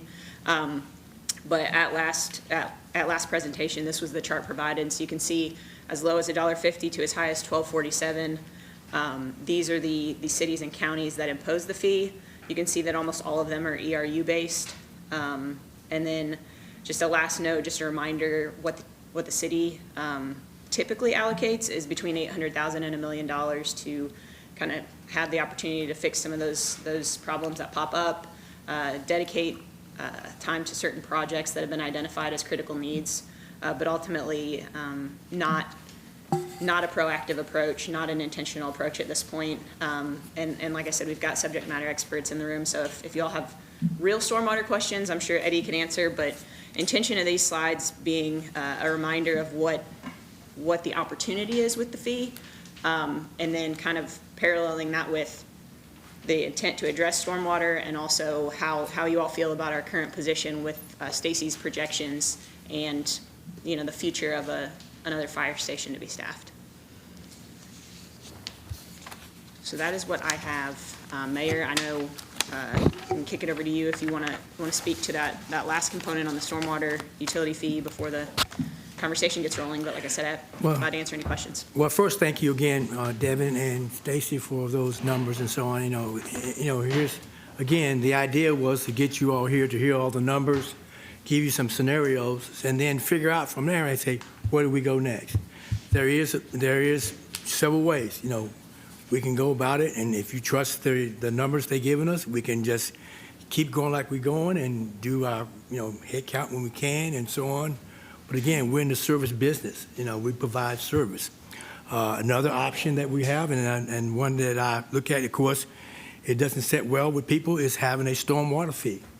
That stormwater fee, what it does, it addresses to where somewhere between $800 to $1.1 million that in revenue that we get, that we can put back in the general fund, because what we're doing now, we're paying about that amount of money to and excuse the analogy, we're just kind of putting lipstick on a pig, because all we're doing, we're just fixing it when we can, and still, like you said, like Devin says, we're really not being proactive in addressing it and say, okay, if we go this route, we can do two things. Number one, we can address the stormwater issues, and number two, it will give us reoccurring revenue, which you can use for the firemen, to hire the firemen. Those are options. But then you also got to look at, we got other projects that we're looking at. We're looking at the interlocal with with the swimming pool as well as the cloverleaf. And then you also looking at, what's the other one, excuse me, escaped me here, police department, the feasibility for that. And all of this, we have put money aside for the design phase, but, that's just a design. But then when you come into actually, when you're going to put your hand on the button and say, let's go with this, now you got to come up with a way, okay, how do we pay for this? You're going to have a capital money that we're going to, and we're not talking small amount. We're talking pretty good amount of money. You saw where just for the swimming pool alone and the cloverleaf, splitting it, it's about, what, $4.7 to $5 million on our half of it. If you look at a fire station, it's $5 million alone on the high end. If you're looking at a police, station and doing all that, you may gonna have maybe more than that. So having those and looking at those, we now need to look at, okay, we may have to prioritize and say, okay, which one makes sense based on our numbers that we feel comfortable with, that we think we can move forward with. And this is where we need to have this discussion. This is what the purpose of this was. So you all can see, we can have this discussion and go from there. So now if I forgot something out, yes, sir. As far as this, the stormwater fee, not necessarily the fee, but one of the things that we can do, as Devin said, we're being very reactive to that is, and it's a cost, but it's a long-term cost, as, hire 2, 3, or 4 people, and specifically create a stormwater team under Robert at Public Works, and they're able to go in and do maintenance and do projects that would be a little bit of maintenance that would stretch out some of these catastrophes that do happen, and having to shell out larger amounts of money, just like, the one at Walmart, we couldn't have done anything about that. But a lot of the things that we've got going on in Indian Hills and Indian Acres, there's a lot of storm pipes over there, and just cleaning them out. Some of the head walls that are deteriorating that they could be working on. That's a small, in the grand scheme of things, that would be a small expense, instead of having to spend a major amount of money to fix things. Just like at Marshall Park, coming down Marshall Park Drive, where that creek flows right next to the road. It only has so much room, and the water fills up over into the roadway. So, there's a lot of projects that could be addressed by just a simple team that's going out and working on these projects. And if Chief Bruin had something that occurred and he needed more people, he could pull them off and assign them to whatever. But, that would be a small matter, so. That's something. And a little bit more proactive. Yeah, that might be a good, like I said, a good approach. But there are going to be a lot of those projects, and we got a lot of plumbing that is old that it will cost. It would need to be looked at, and there are some of it that Robert and them, even at this team, you still couldn't do. You still have to have somebody that has the expert in actually knowing how to do that, and it's done that. Mm-hmm. So yeah, for the small one that we're doing now in Indian Hills, it doesn't take much because you're not dealing with a whole lot of that. But when you go into a project where you go in like anything else, you start digging, and you're like, oh my goodness, we're a little bit over our head on this. We now going to have to figure out, we're going to have to call expert people in to do this. So, that's a thought, but on that. Yes. Yeah, so Yeah, just to speak to that point, and obviously that was more of a just standalone item, and I'm speaking from the Stormwater Program of Operations from Strand. So whether it's funded through a fee or whether it's funded through the general fund, that was kind of how they approached at least the maintenance side. So you've got the contractual services and you've got the capital project side, but in terms of public works usage, the bulk of those labor costs and equipment costs were set up with the intent that they would be managed by Public Works. So that's a great point. Right now, Robert's team does, I think, is it in Indian Hills that y'all are Yes. planning a clean-out project with them? Yes. To be conducted by Public Works employees, so that's most certainly a great avenue. And this program that they've designed contemplates adding an entire crew to that. So however it's funded, that's an absolute great option. I know the other elephant in the room is that we've included like that street sweeper in the budget for 5 years, and poor Robert's just waiting for a street sweeper, and we've said, well, we keep thinking about the stormwater utility fee, so hang tight, because that fee could be used to pay for that. So that's a great point, but I did want to know, and I can resend this presentation, y'all should have it from March, but I can resend so you can see the program just for, proximity and ease of reference. But again, I think that's, I think that's something we're working towards, but that is a good thought there. Little prevention, It's a pound cure. yeah. Yes, sir.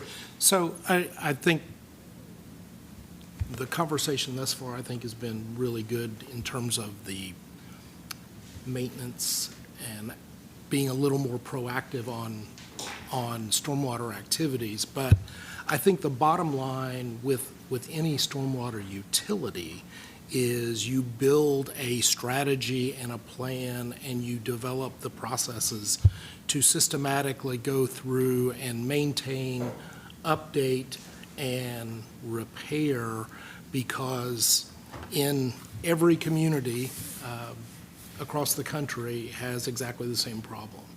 And when they don't have a dedicated revenue source and a dedicated group, whomever that may be, to address those in a proactive way, you end up with swings in either funding because of just the pure nature of our election cycles and things like that with councils and administrations and so on.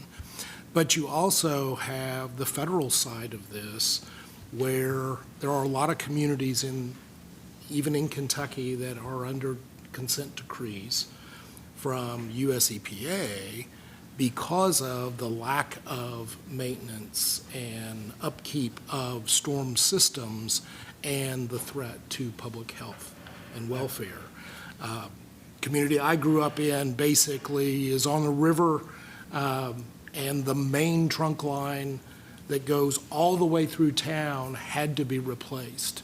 And it took years and years to do it, and millions, hundreds of millions of dollars to do that, and they had to come up with a way to fund it. This is really no different than, if you recall, maybe 2 meetings ago, Chase talked about the Deshay trunk line for the wastewater and how old that pipe was. That's what we will experience in the different areas within Georgetown. And so having that dedicated source, whatever that fee may be, and that may need to be looked at, maybe we need to adjust a little bit and ease into a program to get it up and running and then see where things go. But I think having that would allow us then to, as the mayor said, free up some general fund dollars, because we know that by law, all of those funds have to be spent on stormwater-related and proactive environmental-type cleanup. So maintaining our existing stormwater systems, I think, is just as important, so that we don't have the runoff, the flooding, and those kinds of things that keep happening. The other thing that I liked about the programs, again, that I've looked at in other communities, is there is some accountability for the people that have the various systems in their neighborhoods, whether it's the HOAs or the companies or whomever, there are programs set up that hold them accountable to make sure that they're maintaining their systems, and they get credit and recognized for that, so that the system, the storm system, works properly. The other point that I wanted to make is, just on the short time that I've been here, we've allocated dollars to storm water, but we've never spent them all. And so we need, if we're going to allocate monies, we're allocating them because there's a need. And we need to fund those things and implement them to be able to make them happen. So if there's things that are preventing us from doing things like the Broadway system, we need to highlight whatever the issue is that's delaying that. We need to highlight it and get it to move on. Whatever resources we need to be able to try and push that. Because I can remember for years and years, we've talked about that for a long time. And, whether it's easements or whatever the case may be, we need to get that done so that we can move on. And that's just one more step. So, I'm one that I think we need to really have a serious conversation about looking at developing that utility, stormwater utility, in some form, and whatever makes sense for our community, so that we have dedicated funds and we can free up the general funds to be able to do other things for quality of life and so on and so on. Kim, just to follow up on your comments. When we had the presentation for the storm utility fee, it was March, I brought up at that time, my reservation with it was that, we're offering credits to commercial entities, which is pushing up the rate for residential. So that's my hang-up with it. With what you're seeing, do you see any other way around that? Yeah, so Eddie and I went up to Greenwood, and I'd love to be able to have, a further conversation about that. But they have a program, and those kinds of credits are available to residential as well as commercial. What they have experienced after 7 or 8 years or so of actually implementing a program, very rarely do they even see people taking the time to fill out the paperwork to be able to do it. Because it's, not that it's incredibly difficult, but it just becomes another process, and it falls into that category of it's what's best for the community, so they don't even bother with it. And, a lot of commercial and business folks may take that same approach. But it's out there if folks want to take advantage of it, because we want them to do good things and go above and beyond what's just required. But again, it centers back around the city system. So if it's whoever's connected to the city system that would be subject to the activity. Mayor, I have a few questions. Numbers, and I know I've asked this before. It could go to the Finance Committee or to Stacy, but just for clarification, do we have a number connected to Lexus Way, what it's going to be start to completion, what we kind of estimate it will be, how long that, you briefed over it, but didn't talk too long on that. Yeah, so I know the design phase, my understanding, the $2 million that's budgeted, which is about 1.45, 1.6, okay, 1.6 from Congressman Barr's office, and around 400,000 for our local match. Okay. So that 2 million was entirely for the design Okay. portion of the project. Uh-huh. And then there was an estimate in the application of what the construction cost would be, and it was upwards of 10 Our million. last raise application was 13 million, I think. Okay, so 13. Okay. Okay. So 13 the million. 2 million we currently have allocated for design, and then And how long, upwards of, from the time we get design to that starts, finished, do we have a guesstimate time on that? What it would be? that one involves a lot of different steps, so I will see, defer to Devin on that one. Okay. Yeah, I'll speak to just kind of the approach that you all have seen over the years. So we've applied for, it's now called RAISE funding. It used to be Tiger funding, and it used to be Build funding. The program's changed so many times, but we've applied under all those. And we continually applied for design, construction, the full shebang, and we're not successful. And that's when we peeled back and requested those community project funds through Congressman Barr's office. And we're successful there. Part of the reason for that is, in speaking with the state, we learned that it's hard to get to succeed under the RAISE program if you are not partnered with your transportation cabinet. So essentially, if KYTC is an advocate for a project, they're in DC advocating for a select number within their district. So the 460 project was one that the state was a partner on, obviously very successful project. So we kind of asked the question, how can we be that project? And they said, you need to go get your environmental clearance in hand. You need to be in the design process. You need to have that skin in the game. So the council purchased a couple of key properties, obviously a lot more easement and property acquisition to follow, but in addition to that, obtained that funding for the design phase. So the goal is to go back to the state and say, hey, we got this design funding, we've got the design, we've got this environmental clearance, we've taken all these steps, partner on our application with us for the RAISE funding. The county has historically helped us with the matching funds on that application, and I believe would continue to do so. So we've got those partnerships after that process. So in terms of how long that will take. It may take a while. Yeah, step one, HUD signing off. The design and easement acquisition process will probably be a pretty extensive process, but being, the mayor has been in conversations with Secretary Gray. Obviously, by the time all this comes to fruition, other people are going to be in chairs. But keeping a pulse on those folks at the state level to continually show the value of this project is going to be important.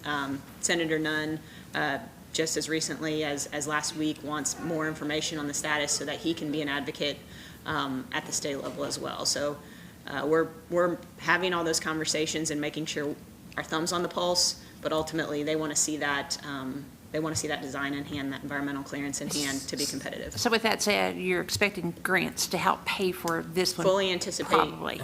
Okay. paying for construction through a RAISE application. All right, so our current, I've asked Stacy this 100 times, I should know it without asking you again. Our current debt is how much? And then slide in here. So, small amount, but the Cephaletta Aquatic Center will be paid off after this fiscal year. Okay. And then our current debt is the refunding bond that refunded the 2008 or 2009 issue, and then the funds that we did for the police department. I will make sure I get that out to everyone. I'm trying to think off the top of my head. Those were originally a $5 million and about an $8 million issue. I feel like we're 13. under 10 now, but I Okay. need to, Okay, oh, so, look at that. Could have asked the finance committee after all. as of February 14th, Uh-huh, it was 8.9 million. perfect. And then our current debt payment we're making is how much do we make to that debt payment? I'm trying to think. You guesstimate. Yes, I can guesstimate. Just Yeah. give me a second. It's about 800 to 900,000. However, just a caveat, when we did those bond issues in 2014, particularly I think the refunding issue, the principal payments escalate on the back end. So Okay. I can get those numbers for Okay. you, but That's- I'd say currently 800 to 900,000. It's about 600,000 a year in principal payments and probably another couple $100,000 or so in interest. So Okay. 8 to 900,000 currently, but the refunding issue does escalate on the back end of the Okay, payments. and then our total bill for City Hall is going to be, Yes. So the total construction cost was 12.5. uh-huh, About 1.6 of that was expected to come from historic tax credits. okay, We transferred around 10.9 for the construction. I can get an updated number on that. Obviously, if the construction cost, some of that contingency, if that is used for FF&E or other things, we're not gonna get historic tax credits for things like that, so it'll be it'll be something under that 12 point. Okay, so I'm guesstimating. 12.5 inclusive Yeah. of contingency. Okay, so, but Yeah. you say we're getting tax credits on that, so Yeah. if, so we, about 10 million. Yeah, it was closer to 11, I think that we transferred, it was about 10.9 Okay. is what we transferred. Okay, so I'm going to use That may have 11. included But some of the architect's how fees much, as well. how much of that have we paid, though? I mean, what do we have left to pay? The construction contract has just under 5 million left to pay. We have 5 million.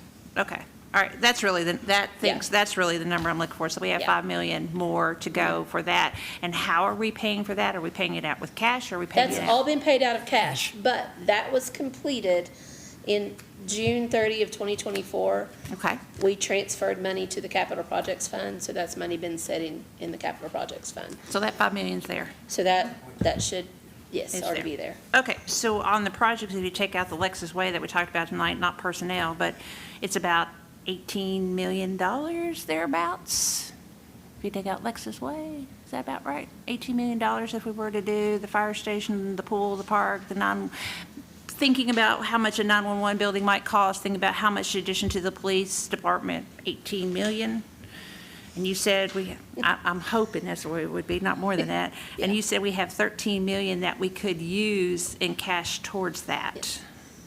Yes, I mean, of course, like she said, I think the goal, the Lexus Way is a long-term project. Yes. That's why it I wasn't didn't- included as one of the major slides, because there's a lot of work to be done. Yeah. And that has been why that project has been put, we want to be able to take advantage of that grant funding for that, but So that's why in my very, very, very rough numbers here, that's why I did not include that part of it. yeah, in it was it. about 5.5 for the station and apparatus, and then I think you said on the high end, about 5.5 for the parks projects, both of them together, hour half. So that's about 5 million. If we could take that 13 million, if all that fell into that category, if my numbers were even close to being right, then you could take that 13 million, use on it, and then you'd have to bond about 5 million of that to complete those projects minus Alexa's Way, if they all came in on the budget that we're talking about.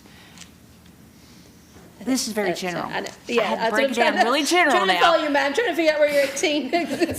Really general for me to think about it that way. Yeah. So with it spreading out over several years, we probably could What do manage. you have in there besides, you're I talking about the ha- police I department? have- You've added numbers for the police department in there that, I just have what I Okay, use you've for the police ballparked, department, yeah. considering if you base the $5 million on the fire station, adding to the police department, I'm just jumping in there another at 4 5 million. million there is what you're And then looking the at, yeah. 911 building, at least 4 million, but that's the one I Okay. think would probably be more.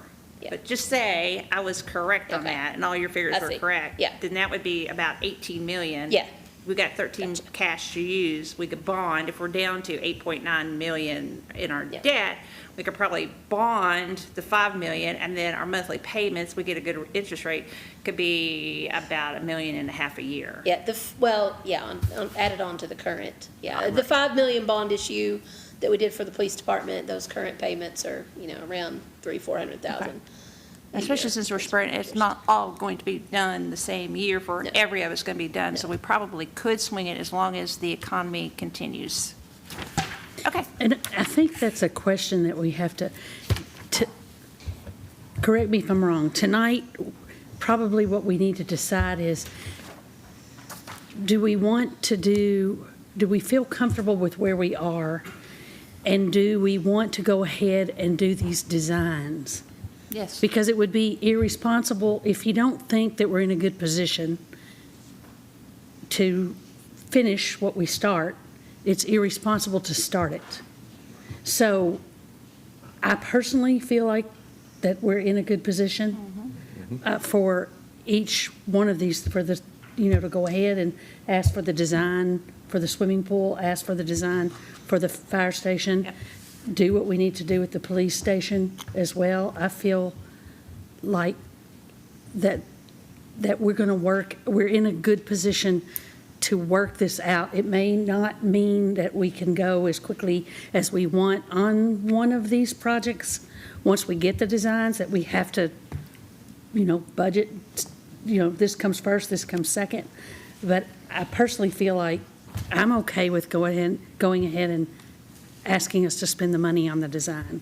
I'm okay with that. Actually, I know my figures are extremely rough, what I just did here, but yeah, I'm good with, and I'm the tightwad sitting up here, so I'm good with going on with the designs with it, because if things continue to go okay, then we should be able to pay for that and actually take on very little debt to finish out what we're doing. Of course, we do have to worry about the employee costs, because that's our big cost, but I think we could probably handle it with taking out a small amount of debt. Okay, so what I'm hearing is that you want to continue and go ahead and do these, do the design phase for all three. And you may have to looking at each one individually based on what our economy shows, what our numbers show. I feel very confident in our numbers. I think we're in a good place. Again, we have options, but again, I can agree with Ms. Mitchell down there that, one thing that people don't like to see out of their elected official is that you talk about things, and then you got money you put aside for it, but yet you don't take the initiative to actually start that. But if we start this, we need to start figuring out, okay, knowing that these going to have some capital expenses along with it, we're going to have to say, okay, we're going to go do this, and we now got to start, okay, let's systematically go and start attacking these and do that. Is that what I'm hearing from this council? Yeah, and you really won't know the whole cost of the project until you get the design plans back. Right. So we have to get the design plan back to know how then to balance out what projects we continue with. So I can safely say that next steps would be to go ahead and start put out the bid for the designs for each of these projects. And then from there, we then come back to the drawing board based on what those numbers are, and then go from there. Okay, I think, Kim, you had something then here. So I agree. I think one of the things we need to have, though, is that high-level schedule that shows all the key points across the number of years, so that we're all stay on track and we know what hits what budget and all of that, so that whatever meeting we're in, we can pull that out and we can say, this is where we are from there. The one thing, though, that I wanted to go back to, we kind of just stopped on the stormwater utility. So I wanted to go back to that to see where folks are on that, because I think that, too, is one that, while we're not deciding what we're implementing just yet, the being able to get the updated information and all of that to see what makes sense, and then how to proceed based on what the revenue potentials are. But I'm more concerned about what are we able to accomplish on the to-do side and be able to balance that. Well, the one thing that we're going to have to do, and that makes us good stewards of this, we need to show the city that when it comes to the stormwater, that we are serious about it. Put the team together, have them go out, start working on this, and before we even remotely begin to discuss putting a fee on anybody. We feed people to death. We need to start showing them some action and moving forward. If it's stormwater, just like the channel on Clayton Avenue and then going over to Lemon's Mill, it's full. It needs to be cleaned out. Put a team together, let them go out and start working on these projects, showing that we are serious about this before we go, you're going to have to pay up, put a plan, put something into action before we go, well, we're going to hit you again, But I think, go ahead, I'm sorry. Yeah, no, that's what I had. We've got to show that we're serious about this. And But not I think we are showing that, because we are doing up here in Hills. We're talking with a smaller project, and we're starting with that. So I think we are taking the initiative. Years ago, we never even talked about doing this. So we are taking the initiative to actually say, hey, we're starting this. We're serious about this. We're starting one small project at a time. And once again, Eddie and Public Works have actually started this project, and because there are some things they can do that don't take much. And then, as you say, when you start looking at the bigger projects, you may have to do something a little bit. But once again, I want to come back to say there's this. You still talk about that, but then, as Kim said, if we were to put a fee in, then that kind of takes care of two, I think, issues. One, it takes care of that we're serious and we're starting with stormwater. And two, it gives us reoccurring revenue for a fire station 4. And that's the thing, you understand. If you can get 2 more bang for your buck, and that's the way to do it. And we're attacking both ends of this, And I think that shows, number one, is we're serious about both ends. It attacks the stormwater, and it also puts a revenue source in play, because this was the issue that occurred 2 years ago. We didn't have a plan. This is a plan. This is a possible plan and a possible gateway for us to move forward. But we have, at least we know we start with, and it's getting close to 6 o'clock. But again, I think this was a very much needed conversation. I think we made good progress on figuring out, okay, where we stand on some things, what we think is need to be important, and that we're all on the same page that let's put our money where our mouth is. People expect us to make a decision, even though it might be a tough one to make. Let's do what's right by people, and let's show that we're getting these things done. All right. Mayor, your staff did an excellent job. Oh, Presentation. and they are, like I said, they're the best in the world. So, okay, they make us all look good. So, that being said, no other information to be brought for this council. This work session is adjourned.